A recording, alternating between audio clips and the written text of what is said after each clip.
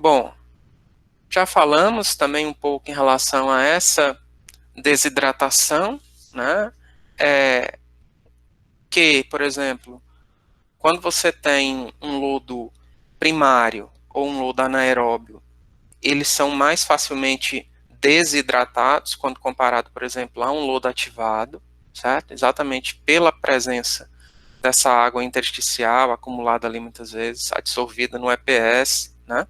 Que torna a desidratação, por exemplo, do lodo ativado mais difícil, tá bom?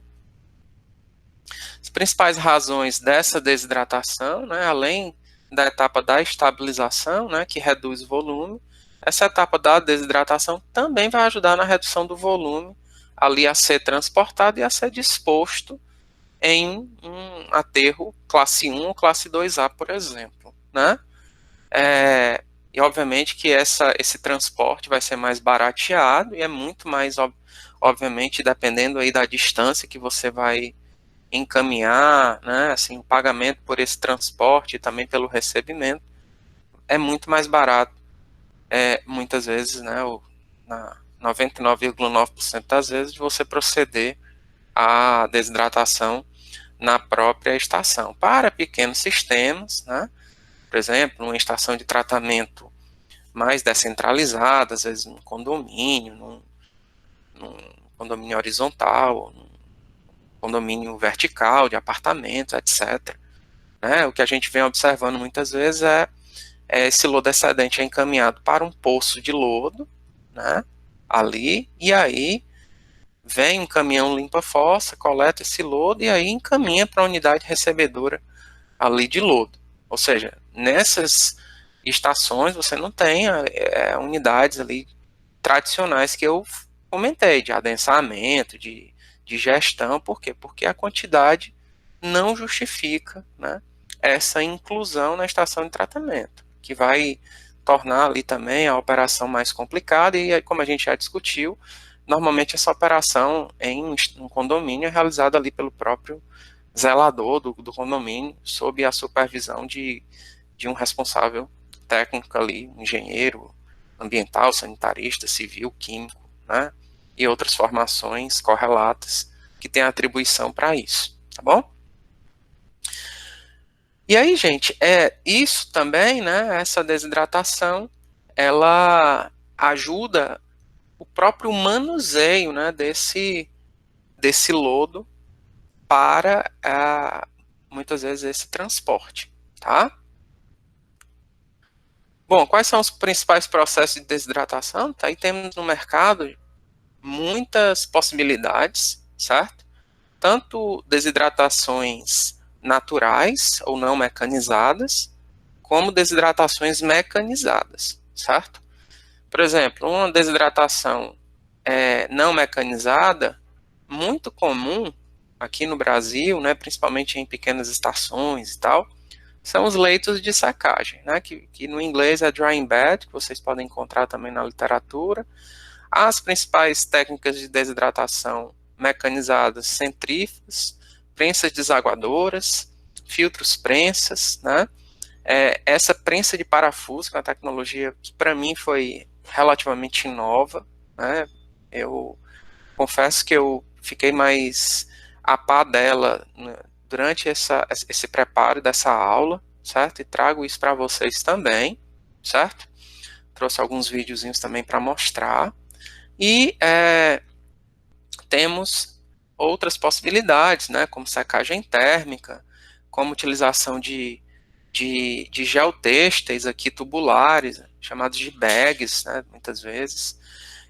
Bolsas drenantes, que são muito parecidas, por exemplo, com o leito de secagem, só que ao invés de você ter ali uma granulometria de areia e brita, etc., etc., você tem a utilização de uma bolsa drenante, como o próprio nome está dizendo, só que você coloca o lodo em cima, como aquele saco de ráfia, né, que a gente utiliza para aqueles fardos, por exemplo, de milho, de feijão, né, a gente pode colocar uma coisa parecida com aquilo ali, certo? E aí a água vai percolar e o lodo vai ficar. E aí de tempo em tempo a gente faz remoção desse material, certo? Também são muito utilizados para sistemas menores aqui, são cobertas e tal. Portanto, eu venho observando também a utilização de bolsas drenantes em substituição aqui a leitos de secagem, tá? E métodos mecanizados, como eu falei, esses aqui, e esses geotêxteis que muitas vezes são utilizados, às vezes em dragagens de lagoa de estabilização e tal, também já observei em algumas estações de tratamento, certo? Aqui temos algumas vantagens e desvantagens em relação às principais tecnologias mecanizadas de desidratação, né? Aqui, esse screw press, certo? A prensa desaguadora, as centrífugas, os filtros prensas, certo? E a gente observa que, obviamente que isso aqui eu peguei de um fabricante, a gente tem que olhar com uma certa ressalva, né? Mas aqui o fabricante ele coloca como principal vantagem da tecnologia em relação, por exemplo, às centrífugas, que são que é a tecnologia mais próxima deles, né? É a menor demanda diária, né? O menor consumo energético de produto químico, muitas vezes, tá? Aí eu vou mostrar para vocês e pediria para vocês depois darem uma olhada aqui nessas informações existentes aí na internet com os principais fabricantes, tá? Bom, sobre a desidratação, aqui a gente vai iniciar com a questão dos leitos de secagem, certo? Como já falamos, a principal vantagem do leito de secagem é a questão de ser uma tecnologia que não requer uso de produto químico, que a operação, de uma certa forma, não, que não utiliza, por exemplo, energia elétrica, né? A concentração ali da torta é elevada, a captura de sólidos também é boa, certo? Tem baixo custo de implantação, operação e manutenção, ou seja, você tem ali um conjunto de vantagens para o uso de leitos de secagem, certo? Mas é uma tecnologia que também apresenta um conjunto de desvantagens, né? Requer uma elevada área quando comparado às outras tecnologias, certo? É um sistema que demanda muita operação ali, porque essa retirada do lodo é feita de maneira manual, carregando, por exemplo, caçambas, etc., né? Por isso é que a própria NBR 12.209 ela limita o uso de leite de secagem em relação à vazão, em relação também à distância, né? A ser percorrida aí por esses operadores da estação. É um sistema de desidratação que eu não posso enviar um lodo não estabilizado, necessariamente eu tenho que enviar um lodo estabilizado para ele, né, para o leito de secagem, porque senão vai haver um processo de decomposição anaeróbia e a geração de gases odorantes. Há a possibilidade aí de problemas operacionais, por exemplo, com entupimento dos drenos, ou muitas vezes entupimento ou comatação do próprio leito drenante aí utilizado, tá? Problemas muitas vezes de geração de odor, mesmo com a utilização em lodo estabilizado, certo? A possibilidade de geração de moscas, de mosquitos, de roedores, enfim. Portanto, a gente tem, né, um conjunto de desvantagens da utilização de leitos de secagem, certo? Bom, então, o que é um leito de secagem? Um leito de secagem é um conjunto de várias células, né, que são alimentadas por um canal principal, e aqui eu tenho uma abertura de cada uma dessas células, que é controlada por meio de normalmente uma comporta, um stop log, né, ou qualquer outro dispositivo aqui que a gente pode ter, registros individuais, enfim, eu já vi várias coisas, né, várias possibilidades nas estações de tratamento, certo? E aí, o load ele vai ser colocado aqui, normalmente alturas da ordem de 35 até 40, 45 centímetros, não mais que isso, tá? E aí eu vou ter aqui um elemento que vai receber esse lodo, né? E vai suportar o peso do lodo. Pode ser tijolo, desses tijolos brancos, pode ser blocrete, pode ser qualquer elemento que seja resistente, né? E eu vou ter um espaçamentozinho ali, por exemplo, 2 centímetros, né? 2 a 3 centímetros, por exemplo, que vai ser preenchido inicialmente com uma areia, que vai chupar, né? Que vai facilitar essa retirada dessa água livre aqui do lodo e também chupar, né? Facilitar a areia, por ser um material de uma certa forma higroscópico, né? Ela vai fazer com que essa água presente ali, mais aderida às partículas do lodo, seja retirada ali do sistema, e também vai ser um sistema que vai sofrer ali um processo de evaporação natural, insolação, evaporação, ventilação, e vai remover desta forma essa água que, por algum acaso, não for retirada a partir aqui do elemento drenante, tá? E aí eu vou ter um elemento de transição, como eu vou mostrar já já para vocês. Normalmente uma brita menorzinha e vai aumentando a granulometria da brita até chegar a envolver, por exemplo, um colchão de brita na minha tubulação perfurada, que vai exatamente recolher esse líquido gerado ali, percolado aqui para a minha tubulação perfurada, certo? E uma vez mais, esse líquido retorna lá para o início do tratamento, tá bom? Bom, e aqui, gente, a gente observa que muitas vezes eu tenho aqui o meu dreno colocado aqui no meio, né? E aqui no fundo eu tenho uma inclinação conduzindo esse líquido percolado em direção aqui à tubulação que vai retirar esse líquido do leito de secagem, tá?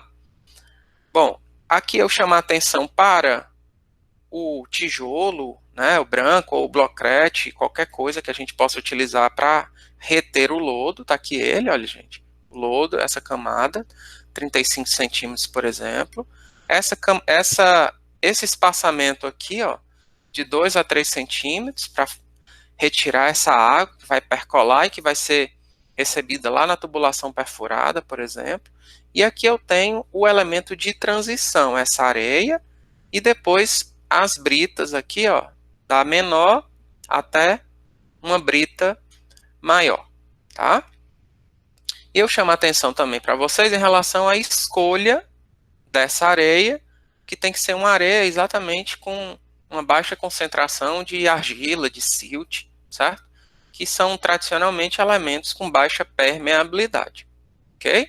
E aqui algumas recomendações em relação ao diâmetro efetivo da areia, variando aqui de 0,3 a 1,2 milímetros, ok? Isso aqui é como esse lodo pode chegar em cada uma das células, né? Nesse caso aqui, como vocês estão vendo, ele está chegando por meio da abertura de um registro, ó, né? Mas eu posso ter um canal e controlar a entrada a partir do uso de stop logs, tá? E aqui a colocação do lodo, aqui o tijolo, por exemplo.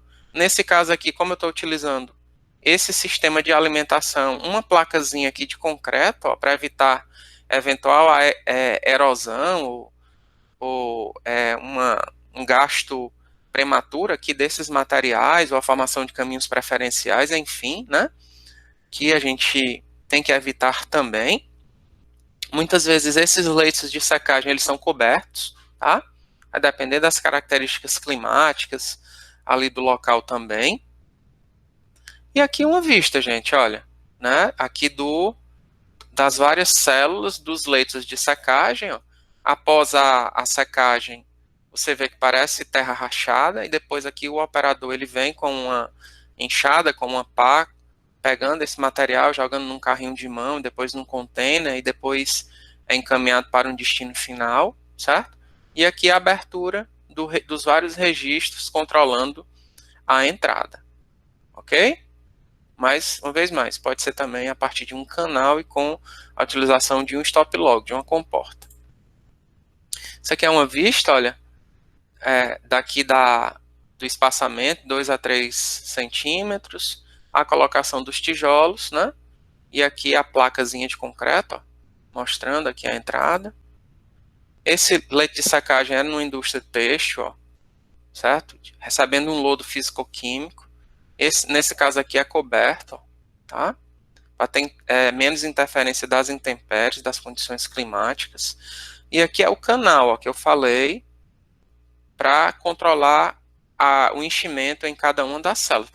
Portanto, se eu quero encher essa aqui, ó, eu fecho esse stop log aqui, abro esse aqui, fecho esse aqui, abro esse aqui, e aqui o fluxo vai ali 35 centímetros, e aí eu fecho, né? Aí fecho o meu registro, por exemplo, ou desligo a minha bomba, quando chegar nessa altura. Ou se eu tenho que descartar mais lodo do que o que suporta uma célula, eu encho uma outra célula. E assim vai, né? De maneira a eu compatibilizar a minha produção com sempre eu ter células disponíveis ali para o recebimento desse material. E lembrando que isso vai levar um determinado tempo, né? Para que essa água percole, essa água evapore, enfim, né? E que eu tenho que levar em consideração esses aspectos também no dimensionamento, tá? Isso aqui é uma etapa de operação aqui do leito de secagem com enxada, como vocês estão vendo. Isso aqui são alguns valores de projeto. Portanto, vocês estão vendo aqui em termos de taxa de aplicação, olha, em termos de sólidos totais, cerca de 15 quilos de sólidos totais por metro quadrado aqui de leito, né, de área de leito. Ou, nesse caso aqui, né, se eu vou utilizar um determinado tempo de secagem, aí eu vou pegar esse meu valor que vai estar em quilo por dia, vou multiplicar pelo número de dias, aí eu vou ter 1 quilo de sólidos totais, né? E aí eu vou poder fazer o meu dimensionamento, considerando essa unidade de quilo de sólidos totais por metro quadrado.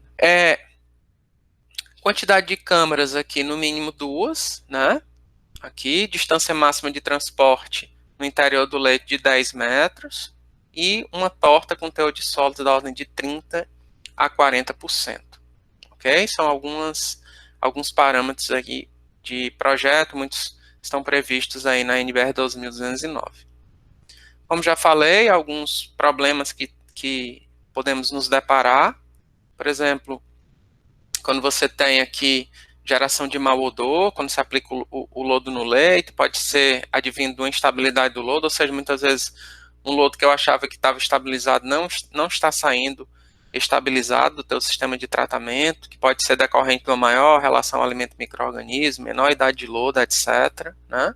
E aqui algumas soluções aqui para resolver esse problema operacional. Tubulação ali perfurada, entupida, um tempo excessivo de evaporação, que pode ser advindo, por exemplo, de elevadas intensidades pluviométricas, pode ser de baixa temperatura ali em relação ao que você pensou no projeto, pode ser em função também do tipo de areia ali que já está passando por um processo de entupimento, ou a própria qualidade da areia utilizada, ou com baixa granulometria, ou com teor de argila elevado, pode diminuir a permeabilidade, e outras coisas, né, que vocês podem dar uma olhada com calma.